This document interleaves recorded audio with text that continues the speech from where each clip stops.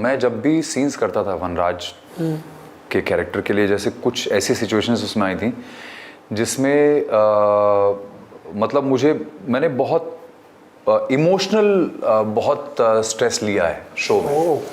तो बहुत मुझे मतलब पेन्स और एक्स मेरे बहुत बढ़ गए थे, तो मेरा ये हिस्सा हमेशा पेन में रहता था। कभी मैं डोलो लेता था, कभी कुछ लेता था, कभी कुछ।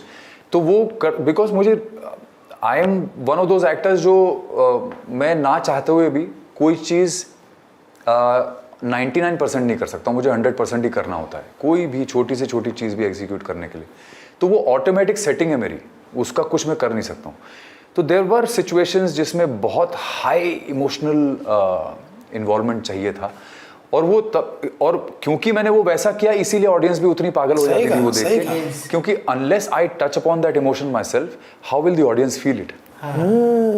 So you have to feel it that strongly for the audience to look into your eyes and feel it, because it's all about the energy. आप वही चीज दे रहे हो ना, तो वही चीज उनको महसूस होती है। करेक्ट और डायरेक्ट महसूस होती है। यस, ये जनता सब जानती है, सच सब दिखता है।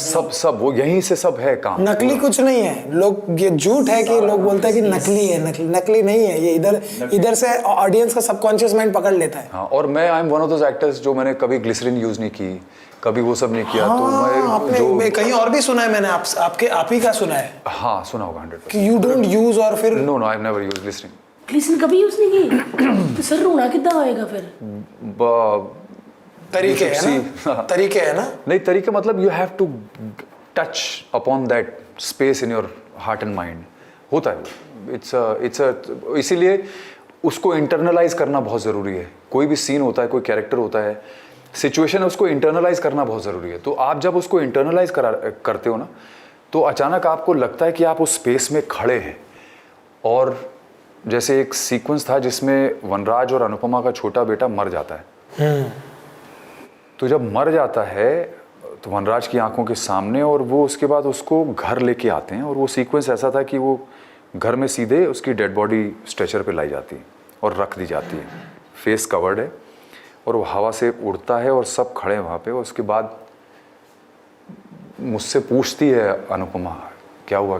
और फिर मैं फटता हूँ और बोलता हूँ, मर गया समर।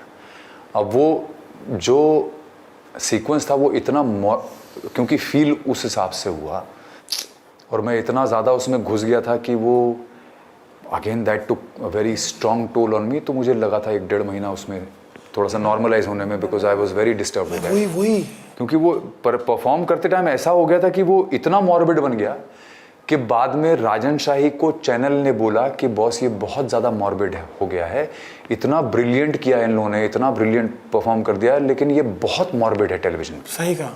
तो इस स्पेस में मत जाओ। वो घबरा गए थे क्योंकि nobody could take it, you know, because the emotion was so strong and twisted कि उन लोगों से वो रिलेट नहीं कर पाए। वो मतलब एज एन बेयर नहीं, बर्दाश्त नहीं हो पाया। तो टेलीविजन पे आप OTT में देख सकते हो ये सब चीज़ें।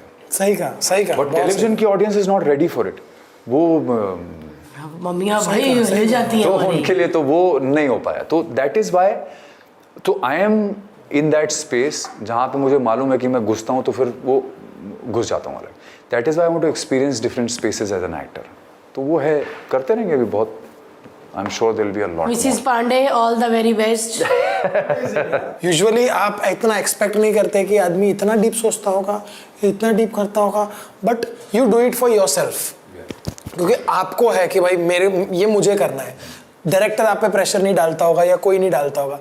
आज अब जरूरत नहीं पड़ती उनको। आप ही डाल देते होंगे उन पर। अगर आप LOL पॉडकास्ट के क्लिप्स देखना चाहते हैं तो इस चैनल को लाइक करें और सब्सक्राइब भी करें।